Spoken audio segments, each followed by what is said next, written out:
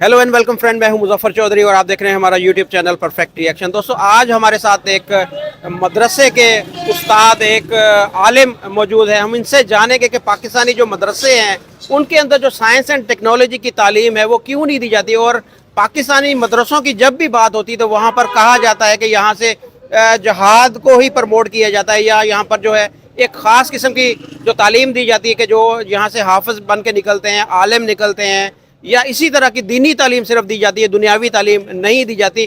इसके पीछे क्या वजूहात हैं, हमारे साथ जो उस्ताद मौजूद हैं उनसे ये जानते हैं। अस्सलाम वालेकुम जी। वालेकुम अस्सलाम व रहमतुल्लाहि व बरकातुहू। आपका नाम सर? मोहम्मद अनीसुर रहमान। अनीस भाई, आप मुअल्लिम हैं, क्या हैं आप, ज़रा अपने बारे में बताइएगा। मैंने बिहम्दिल्लाह ताला आलिम का कोर्स मुकम्मल किया है और मदरसे में जो निज़ाम तालीम होता है वो मुकम्मल किया है। अच्छा, ये कितने साल का कोर्स होता है जो आपने कंप्लीट किया है? ये 8 से 10 साल का होता है।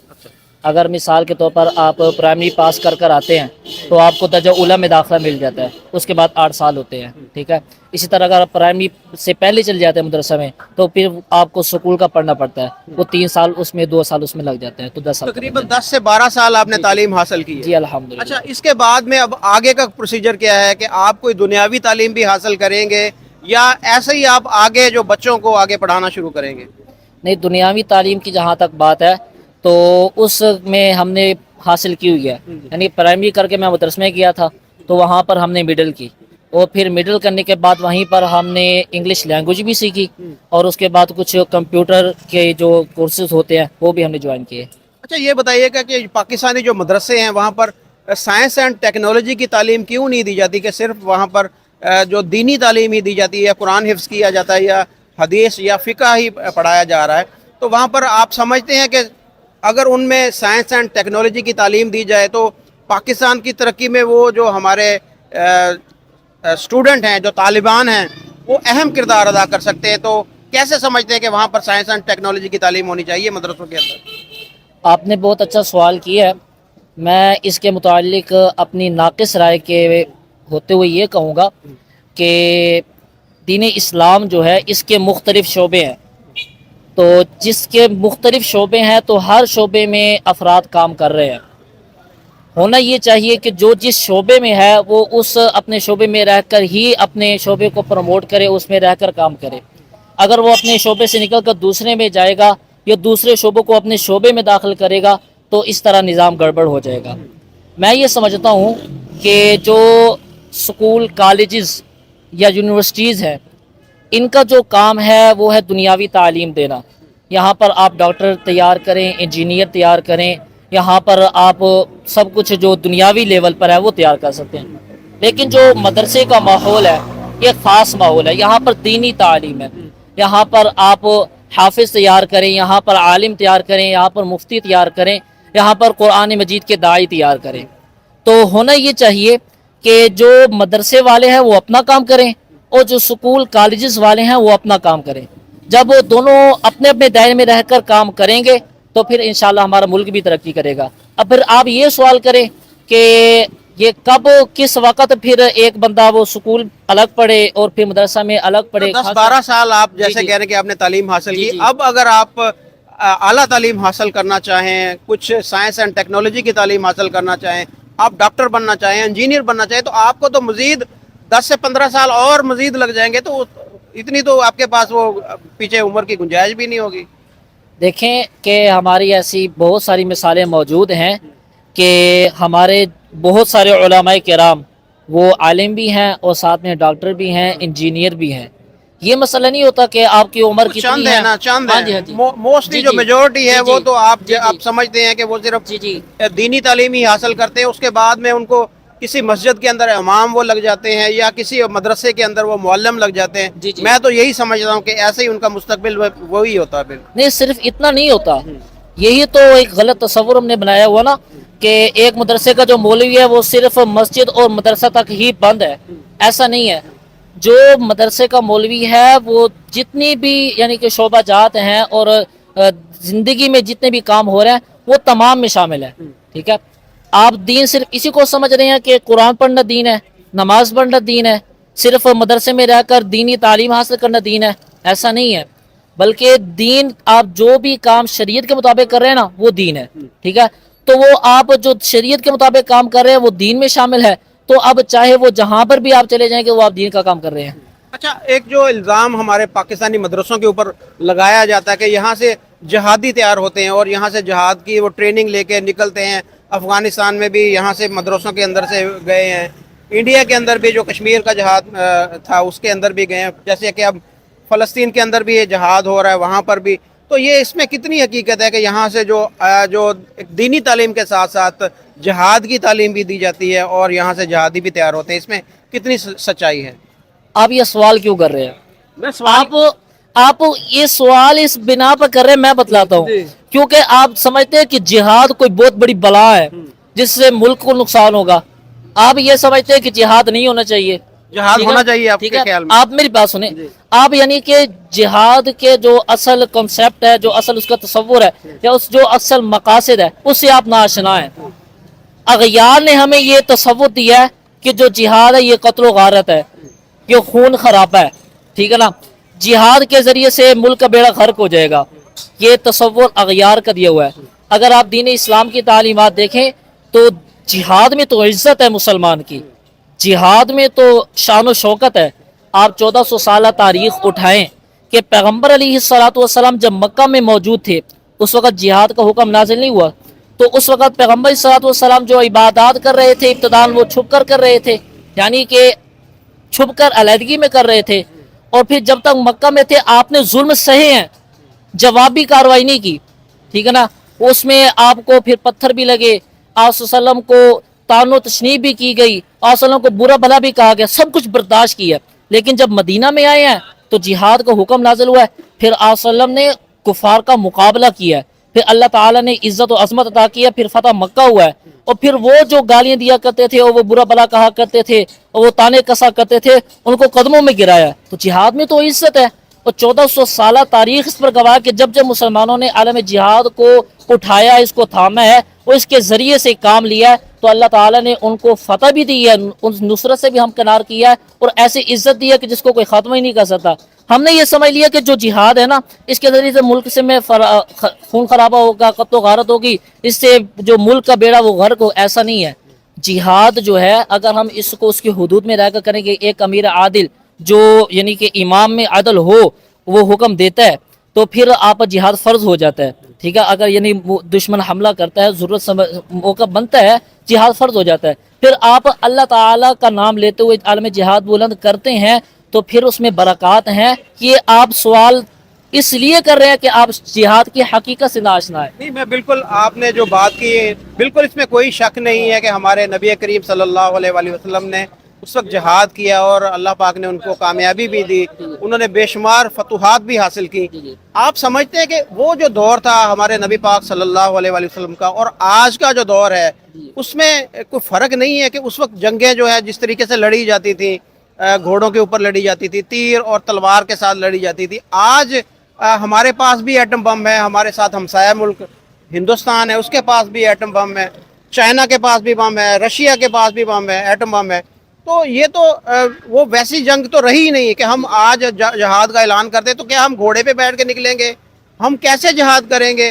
جہاد کا تو طریقہ کار ہی بدل چکا ہے نا۔ اب دیکھیں ہماری حکومت نے جہاد کا اعلان تو نہیں کیا، کشمیر میں جہاد کا اعلان ہماری حکومت نے تو نہیں کیا، اس میں آپ نے بات کی ہے کہ جو ایک حکمران ہے جب تک وہ جہاد کا حکم نہ دے تب تک جہاد فرض نہیں ہوتا۔ تو دیکھیں ہماری حکومت نے تو نہیں اعلان کیا جہاد کا کشمیر میں، ہماری حکومت نے تو اعلان نہیں کیا، ابھی ہمارا تو دیکھیں ابھی کھل کے فلسطین کی حمایت کا اعلان بھی نہیں کر رہی ہماری حکومت تو پھر کیسے ہم شرکت کر سکتے ہیں کہ ہمارا حکمران ہی نہیں چاہ رہا کہ جہاد ہو، تو پھر ہم پر فرض ہے کہ ہم وہاں پر جا کر لڑیں۔ تو کیا اگر وہاں پر جا کے ہم لڑتے ہیں، مرتے ہیں، تو وہ شہادت ہوگی ہماری؟ دیکھیں کہ جو جہاد کی حقیقت ہے نا وہ اس طور پر فرض ہوتا ہے کہ ایک مثال کے طور پر مسلمان ملک پر حملہ ہو گیا، ٹھیک ہے، تو اب وہ حالت جنگ میں ہے، وہ اب جنگ کی جو نوعیت ہے وہ بڑھ رہی ہے اور ضرورت پیش آتی ہے کہ ساتھ میں شامل کیا جائے، تو جہاد جو ساتھ والی بستی ہے اس پر فرض ہو جائے گا مسلمانوں کی، پھر اس سے آگے نکل کر ملک میں منتقل ہو جائے گا، پھر ملک در ملک وہ چلتا رہے گا، یعنی جو وہ سلسلہ پھیلتا چلا جائے گا نا تو جو قریب والے ہیں ان پر فرض ہوتا چلا اگر جائے گا۔ ہمارا حکمران اعلان نہیں بھی کرتا تب بھی ان پہ فرض ہو جائے گا عوام پہ وہاں پہ؟ دیکھا نا کہ ہم لوگ پابند ہیں. اب یہ جہاد ہم پر فرض ہے یا نہیں، یہ ہمارے جو بڑے علماء کرام ہیں وہ اس کی صحیح حقیقت بتلا سکتے ہیں کہ ابھی جو فلسطین کی صورت حال ہے اس کو پیش نظر رکھتے ہم پر جہاد فرض ہے کہ نہیں. لیکن اتنا ضرور ہے کہ ہم پر یہ فرض بنتا ہے کہ ہم ان کے جو غم ہے، ان کی جو ہمدردی اس میں شامل ہو، ان کے لیے دعائیں کریں. لیکن ہم اس کو اپنا فرض سمجھیں کہ ضرورت پیش آئی ہم تیاری میں رہیں تو ہم اس سے ضرور شرکت کریں گے. حدیث مبارکہ ہے، بہت پہلے میں نے پڑھی لیکن ابھی نا مکمل ذہن میں لی ہے، دیکھو خاکہ ذہن میں آ رہا ہے کہ حدیث مبارکہ میں آتا ہے کہ آپ اپنے وہ گھوڑے کی یعنی کو تیار رکھیں. بلکہ ہمارا استاد نے مسئلہ بتایا، حدیث مبارکہ تو شاید نہ بھی ہو لیکن بہرحال مسئلہ ذہن میں ہے. وہ استاد نے فرمایا کہ آپ نا ایک گھوڑا تیار رکھ رہے ہیں، اس کو آپ خوراک کھلا رہے ہیں کہ جب بھی مجھے یعنی کہ موقع ملا تو اس کو میں جہاد میں لے جاؤں گا.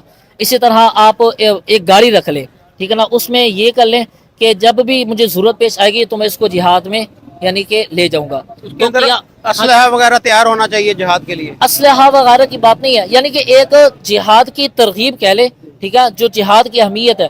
تو قیامت کے دن یہ اسلحہ، یہ جو کار وغیرہ ہے، یہ جو گھوڑا وغیرہ جو بھی چیز ہے جہاد کے، وہ آپ کے میدان عدل میں یعنی جو میدان عمل ہوگا اس میں شمار کی جائے گی.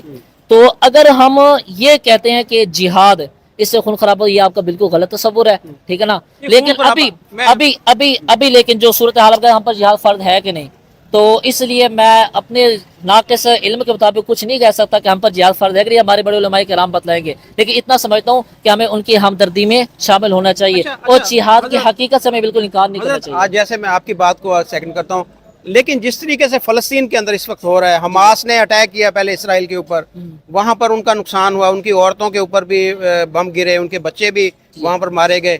اس کے جواب میں جب اسرائیل نے اب فلسطین کے اوپر حملہ کیا، غزہ کے اوپر حملہ کیا، تو ہمارے وہاں پر ہزاروں مسلمان کے جو بچے اور عورتیں وہ شہید ہوئے ہیں. جی تو جب ہمیں پتہ ہو کہ ہمارا دشمن بہت زیادہ طاقتور ہے، وہ اگر ہم اس کے اوپر حملہ کریں گے تو جوابی حملے میں ہمارا بہت زیادہ نقصان ہو سکتا ہے، تو پھر کیا ہمیں وہاں پر اس طرح کا کام کرنا چاہیے؟ یعنی جس طرح حماس نے وہاں پر کام کیا. دیکھیں جواب میں ہمیں نظر آ رہا تھا جب حماس نے حملہ کیا، میں یہ کیمرے کے سامنے میں آپ کو بتا رہا ہوں کہ میں جس طرح کی مرضی مجھ سے لے لے کہ مجھے نظر آ رہا تھا کہ اب وہاں پر مسلمان عورتوں اور بچوں کی خیر نہیں، کہ جو حماس نے یہ کام کیا ہے نا، اس کے جواب میں اب اسرائیل کو جواز مل گیا ہے کہ وہ ان کے اوپر حملہ کر دے گا اور ان کو قتل و غارت کرے گا. تو یہ آپ اس کو کیسے دیکھتے ہیں کہ اس طریقے سے جب آپ کا دشمن ایک بہت بڑی طاقت میں ہے اور آپ ایک کم تعداد میں ہیں، وہاں پر اس طرح کا کام کرنا چاہیے تھا؟ دیکھیں، یہ جو آپ نے سوال کیا نا، یہ عقل کا تقاضا ہے، ٹھیک ہے نا. دیکھیں شریعت جب آ جاتی ہے نا تو اس کے مقابلے میں عقل نہیں آتی. آپ 1400 سالہ تاریخ اٹھائیں، اس میں اکثر یوں ہے کہ مسلمانوں کی تعداد بہت کم ہے اور سامنے والے جو مد مقابل ہے دشمن ہے اس کی تعداد بہت زیادہ ہے، ٹھیک ہے نا. اکثر ایسے ہوا ہے. آپ اس چیز کو نہ دیکھیں کہ بہت کم تعداد تھی تو انہوں نے وہ پہلے حملہ کیا پھر ان کو جواز مل گیا. آپ یہ دیکھیں کہ اس سے پہلے تصور کیا تھا. تصور پورے پاکستان کو، پوری دنیا کو یہ دیا جا رہا تھا کہ اسرائیل کو تسلیم کر لیا جائے، اور خاص طور پر جو عرب ممالک ان پر دباؤ ڈالا جا رہا تھا، اس سے بھی خاص پر سعودیہ عرب، ٹھیک ہے، دباؤ ڈالا اس کو، یعنی کہ سعودیہ عرب وہ اسرائیل کو تسلیم کر لے.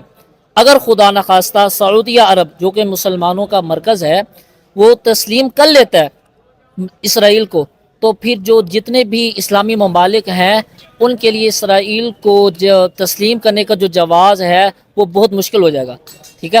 یعنی کہ ان کو بس وہ طاقت ہی نہیں رہے گی، وہ ہمارا مرکز جو تسلیم کر لیا. تو وہ اس خطرے کو بھانپ گئے تھے، دباؤ ڈالا جا رہا تھا اور مکمل تیاریاں تھی کہ جو سعودی عرب ہے یہ اس کو تسلیم کر لے. تو اس خطرے کو بھانپ گئے تھے. انہوں نے کہا کہ روز بروز ہم پر بمباری ہوتی ہے، ایسے تو نہیں ہے کہ انہوں نے پہلے حملہ کیا. اس سے پہلے تو آپ دیکھیے کہ کتنی مرتبہ فلسطین پر بمباری ہوئی ہے اور ان کے بچوں کو اور عورتوں کو قتل کیا گیا ہے، خون میں نہایا گیا ہے.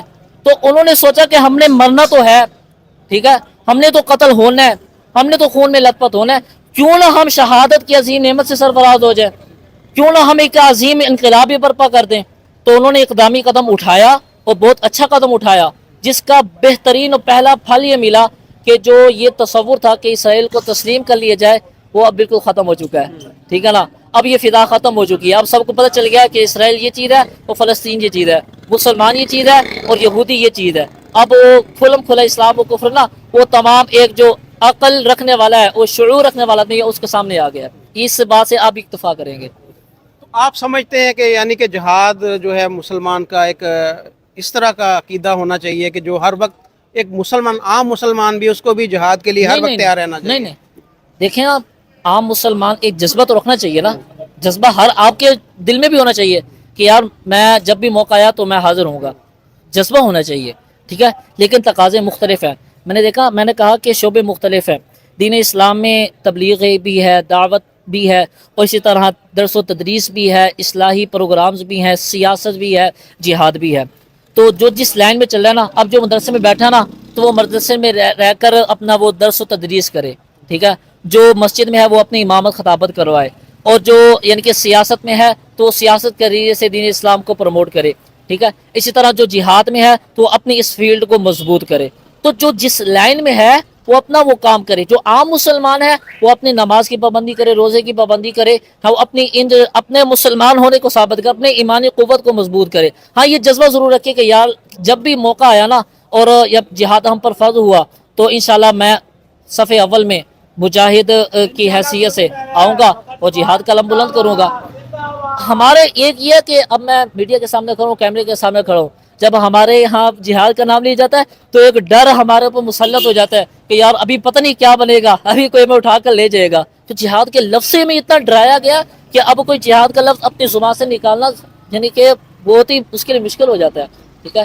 تو ہمارا جو ذہنیت بنا دی گئی نا، وہ یہ تو اصل ہمارے جو ہندوستان میں اور پیچھے گزرے ہیں تو انہوں نے یہ بنایا ہے کہ جہاد کی حیثیت کچھ نہیں ہے، جہاد نہیں ہونا چاہیے وغیرہ ذالک. جو آپ کفر کی تاریخ پڑھ کے دیکھ لیں، انہوں نے پورا زور اس طرح پر ڈالا ہے. جو پاکستان فتح ہوا ہندوستان، تو اس سے پورا زور اس بات پر ڈالا گیا تھا کہ جہاد کی جو محبت ہے وہ مسلمانوں کے دل سے نکال دی جائے، اس میں وہ کامیاب رہے. مسلمانوں کے دل سے جہاد کی محبت ختم ہو گیا. میں الحمدللہ جہاد کی اہمیت سے اس لیے واقف ہوں کیونکہ میں مدرسے میں پڑھا ہوں. الحمدللہ میں نے جہاد کے اوپر آیات پڑھی ہیں، احادیث پڑھی ہیں، پیغمبر صلی اللہ علیہ وسلم کا دور دیکھا ہے، غزوہ بدر پڑھا ہے، احد پڑھا ہے، تبوک، خندق، حنین پڑھا ہے. میں نے غزوات، سرایا، یہ ساری چیزیں پڑھی ہیں اور ان کو ایک تصور کی دنیا میں دیکھا ہے. اسے میں جہاد کی حقیقت سے آشنا ہوں، اس کا انکار نہیں کر سکتا.